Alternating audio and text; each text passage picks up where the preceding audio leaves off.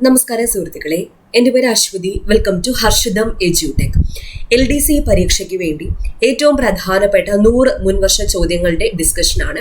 ഈ ഒറ്റ ക്ലാസ്സിൽ നിന്ന് 3-4 മാർക്കിനുള്ള ക്വസ്റ്റ്യൻസ് നിങ്ങൾക്ക് കിട്ടിയിരിക്കും. അത്രത്തോളം പ്രധാനപ്പെട്ട ഫാക്ട്സ് SCERT ഉൾപ്പെടെയാണ് ഡിസ്കസ് ചെയ്യുന്നത്. ഓക്കെ, അപ്പോൾ ക്ലാസ്സിലേക്ക് പോകാം. ആദ്യത്തെ ചോദ്യം, പരസ്പര ബന്ധമില്ലാത്തത് തിരിച്ചറിയുക. ഇവിടെ കേരളത്തിലെ സംഭവങ്ങളും അതുമായി ബന്ധപ്പെട്ട പോയിന്റുമാണ് തന്നിരിക്കുന്നത്. വാഗൻ ട്രാജഡി, മലബാർ കലാപവുമായി ബന്ധപ്പെട്ടാണ് വാഗൻ ട്രാജഡി നടന്നത്. 1921 കറക്റ്റ് ആണ്.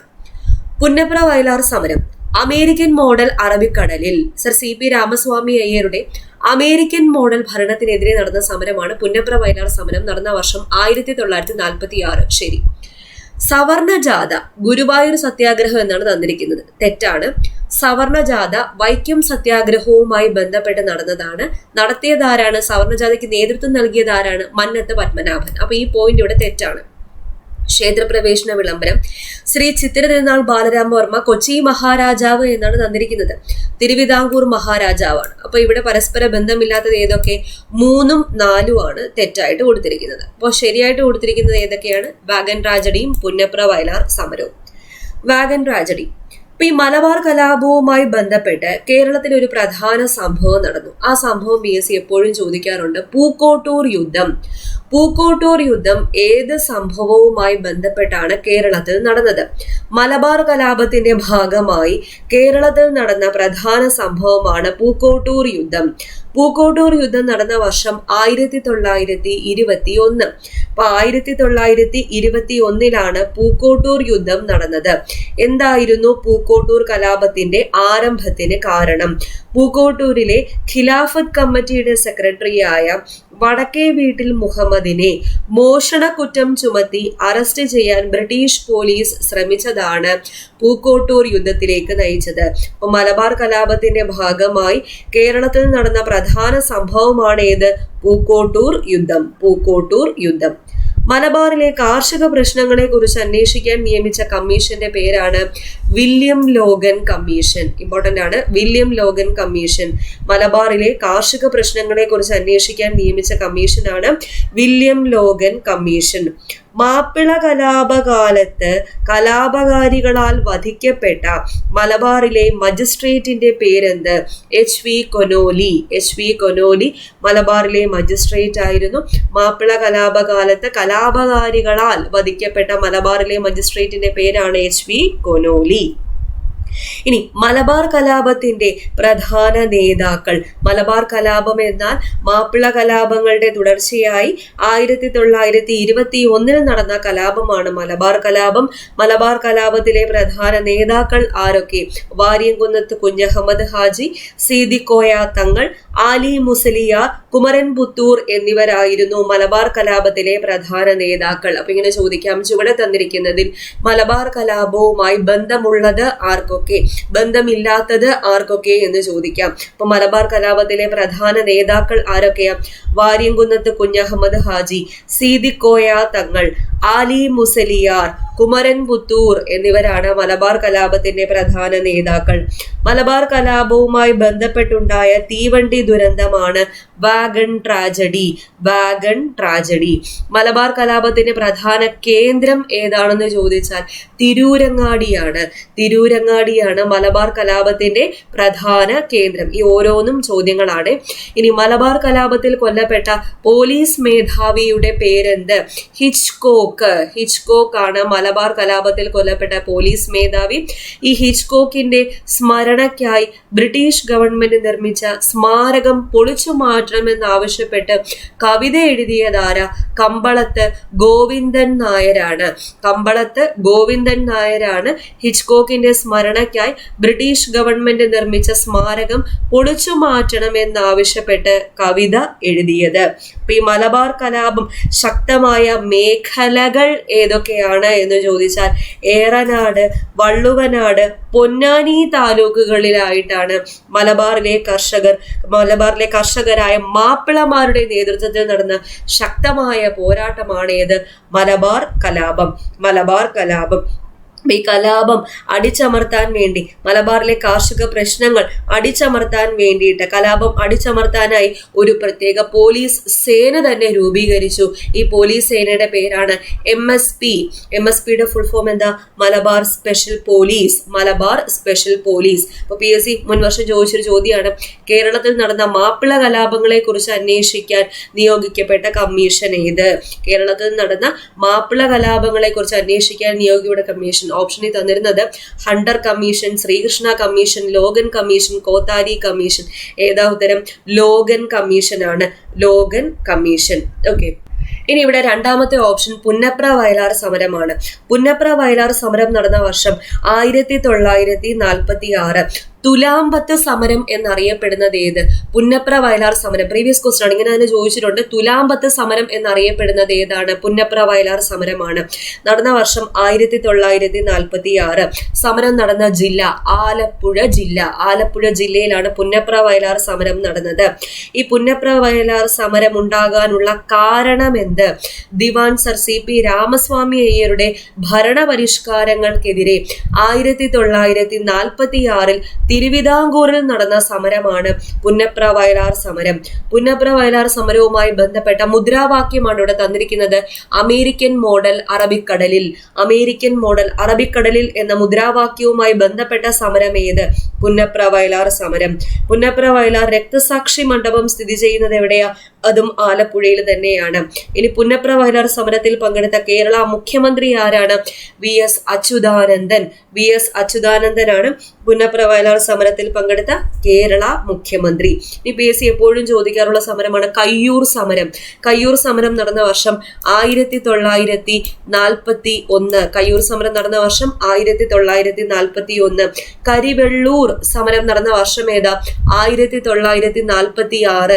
46 തന്നെ നടന്ന മറ്റൊരു പ്രധാനപ്പെട്ട സംഭവമാണ് തോൽവിറക് സമരം. അപ്പൊ 46 രണ്ട് സമരങ്ങൾ ഓർക്കാനുണ്ട്. തോൽവിറക് സമരവും കരിവെള്ളൂർ സമരവും. 41 കയ്യൂർ സമരം. ഇലക്ട്രിസിറ്റി സമരം നടന്ന വർഷം ഏതാ? 1936.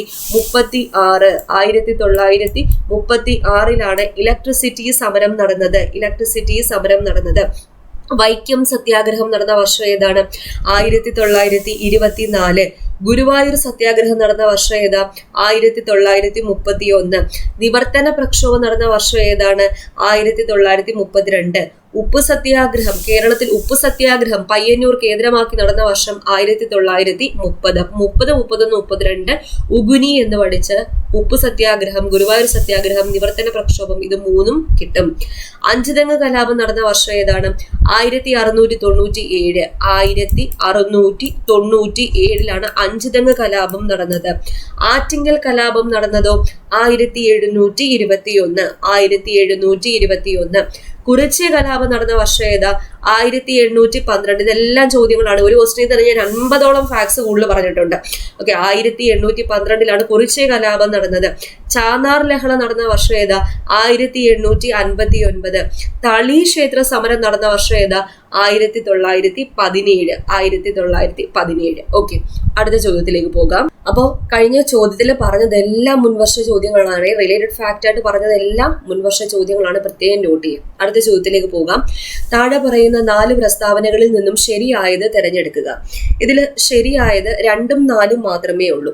രണ്ടാമത്തെ പ്രസ്താവന എന്താണ്? ഇന്ത്യയിലെ ആകെ റോഡ് ദൈർഘ്യത്തിന്റെ 80% ഗ്രാമീണ റോഡുകളാണ്. നാലാമത്തെ പ്രസ്താവന എന്താണ്?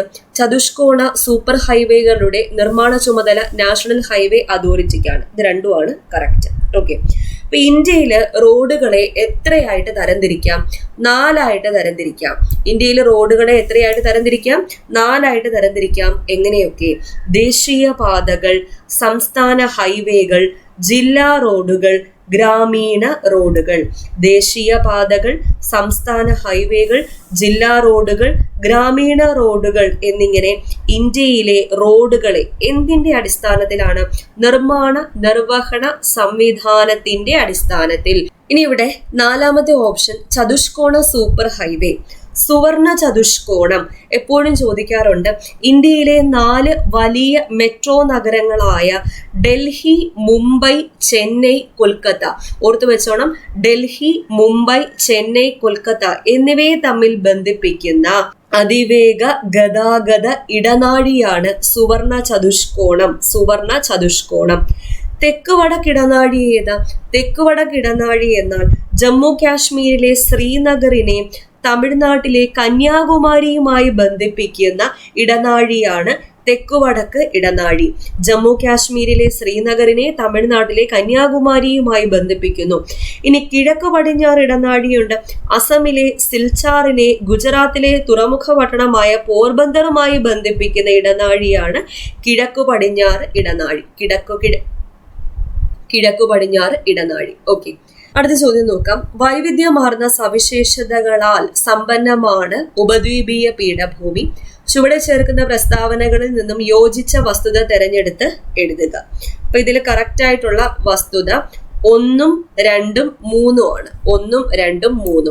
ഉഷ്ണമേഖല ഇലപൊഴിയും കാടുകൾ ഉൾപ്പെടുന്ന പ്രദേശം.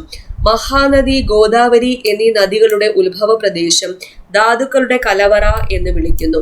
ഇന്ത്യയുടെ ധാന്യപുര എന്ന് വിളിക്കുന്നത് ഉത്തര മഹാസമതലത്തെയാണ്. ധാതുക്കളുടെ കലവറ എന്നാണ് ഉപദ്വീപീയ പീഠഭൂമിയെ വിളിക്കുന്നത്. അപ്പൊ ഈ 4ാമത്തെ ഓപ്ഷൻ തെറ്റ്. 3 ശരിയാണ്. ഉപദ്വീപീയ പീഠഭൂമി. അപ്പൊ ഉപദ്വീപീയ നദികൾ ഉത്ഭവിക്കുന്നത് ഉപദ്വീപീയ പീഠഭൂമിയിൽ നിന്നാണ്. ഉപദ്വീപീയ നദികൾ ഏതൊക്കെ? കൃഷ്ണ, ഗോദാവരി, നർമ്മദ, താപ്തി, കാവേരി, മഹാനദി. അപ്പൊ കൃഷ്ണ, കാവേരി, മഹാനദി, ഗോദാവരി, നർമ്മദ, താപ്തി എന്നിവയാണ് ഉപദ്വീപീയ നദികൾ. ഇന്ത്യയുടെ ധാതു കലവറ എന്നറിയപ്പെടുന്നത് ഉപദ്വീപീയ പീഠഭൂമിയാണ്. ഇന്ത്യയുടെ ധാന്യപുര എന്നറിയപ്പെടുന്നത് ഉത്തര മഹാസമതലമാണ്. ഇന്ത്യയുടെ ഭക്ഷ്യ കലവറ എന്നറിയപ്പെടുന്നതോ സിന്ധു, ഗംഗ, ബ്രഹ്മപുത്ര സമതലങ്ങളാണ്. സിന്ധു, ഗംഗ, ബ്രഹ്മപുത്ര സമതലങ്ങൾ. ഇന്ത്യയിലെ ഏറ്റവും വലിയ കാർഷിക ഭൂമി ഏതാണെന്ന് ചോദിച്ചാൽ അത് ഉത്തര മഹാസമതലമാണ് ഇന്ത്യയിലെ ഏറ്റവും വലിയ കാർഷിക ഭൂമി. ഇന്ത്യയിൽ ഏറ്റവും പഴക്കമേറിയതും സ്ഥായി ആയതുമായ ഭൂഭാഗം ഏതാണെന്ന് ചോദിച്ചാൽ അത് ഉപദ്വീപീയ പീഠഭൂമിയാണ്. ഉപദ്വീപീയ പീഠഭൂമി. ഉപദ്വീപീയ പീഠഭൂമിയിൽ പ്രധാനമായും കാണപ്പെടുന്ന ശില ഏത്? ആഗ്നേയ ശില. ആഗ്നേയ ശിലയിൽ തന്നെ ഏതാണ്? ബസാൾട്ട് ശിലകളാൽ നിർമ്മിതമാണ് ഉപദ്വീപീയ പീഠഭൂമി. ഉപദ്വീപീയ പീഠഭൂമി. ധാരാളം മഴ ലഭിക്കുന്ന പശ്ചിമഘട്ട മലനിരകളുടെ പടിഞ്ഞാറൻ ചരിവുകളിൽ ഉഷ്ണമേഖല മഴക്കാടുകളാണ് കാണപ്പെടുന്നത്. ഉഷ്ണമേഖല ഇലപൊഴിയും കാടുകൾ ഉൾപ്പെടുന്ന പ്രദേശം ഏതാണ് എന്ന് ചോദിച്ചാൽ അത് ഉപദ്വീപീയ പീഠഭൂമിയാണ്. ഉപദ്വീപീയ പീഠഭൂമി. ഇവിടെ കാണപ്പെടുന്ന സസ്യജാലങ്ങൾ കാലികമായി മാത്രം മഴ ലഭിക്കുന്ന ഉപദ്വീപീയ പീഠഭൂമിയിലെ നൈസർഗിക സസ്യജാലങ്ങൾ ഉഷ്ണമേഖല ഇലപൊഴിയും കാടുകളാണ്. ധാരാളം മഴ ലഭിക്കുന്ന പശ്ചിമഘട്ട മലനിരകളുടെ പടിഞ്ഞാറൻ ചരിവുകളിൽ ഉഷ്ണമേഖല മഴക്കാടുകളാണ് ഉള്ളത്. ഇപ്പൊ കാലികമായി മാത്രം മഴ ലഭിക്കുന്ന ഉപദ്വീപീയ പീഠഭൂമിയിലെ നൈസർഗിക സസ്യജാലങ്ങൾ ഉഷ്ണമേഖല ഇലപൊഴിയും കാടുകളാണ്. SCERT-യിൽ തന്നിട്ടുണ്ട്. ഇനി ഉപദ്വീപീയ പീഠഭൂമിയിൽ ധാരാളമായി കണ്ടുവരുന്ന മണ്ണിനം ഏതാണ്? PSC റിപ്പീറ്റിംഗ് ചോദ്യം. കറുത്ത മണ്ണാണ്. കറുത്ത മണ്ണ് അറിയപ്പെടുന്ന മറ്റൊരു പേരെന്താ? റിഗർ സോയിൽ അല്ലെങ്കിൽ ചെർണോസം. എന്നാൽ മൺസൂൺ മഴയും ഇടവിട്ടുള്ള വേനൽക്കാലവും മാറി മാറി അനുഭവപ്പെടുന്ന പ്രദേശങ്ങളിൽ ഏത് മണ്ണിനമാണ് കാണപ്പെടുന്നത്? ലാറ്ററൈറ്റ് മണ്ണിനം. അപ്പൊ കേരളത്തിൽ മൺസൂൺ കാലാവസ്ഥയാണ്. കേരളത്തിൽ ഏറ്റവും കൂടുതൽ കാണപ്പെടുന്ന മണ്ണിനം ഏതാണ്? ലാറ്ററൈറ്റ് മണ്ണിനമാണ് കേരളത്തിൽ ഏറ്റവും കൂടുതലായിട്ട് കാണപ്പെടുന്നത്. ഇന്ത്യയിൽ ഏറ്റവും കൂടുതൽ കാണപ്പെടുന്ന മണ്ണിനം ഏതാണെന്ന് ചോദിച്ചാൽ അത് എക്കൽ മണ്ണാണ്. എക്കൽ മണ്ണ്. ഓക്കെ, അപ്പൊ 100-ലധികം ഫാക്ട്സ് ആണ് ഈ ഒരൊറ്റ ക്ലാസ്സിൽ ഡിസ്കസ് ചെയ്തിരിക്കുന്നത്. 3-4 മാർക്കിന് ഉറപ്പായിട്ട് നിങ്ങൾക്ക് ക്വസ്റ്റ്യൻസ് ഈ ഒറ്റ ക്ലാസ്സിൽ നിന്ന് പ്രതീക്ഷിക്കാം. അപ്പൊ മറക്കാതെ പഠിച്ചു വെച്ചേക്കാം. അടുത്ത ക്ലാസ്സിൽ വീണ്ടും കാണാം.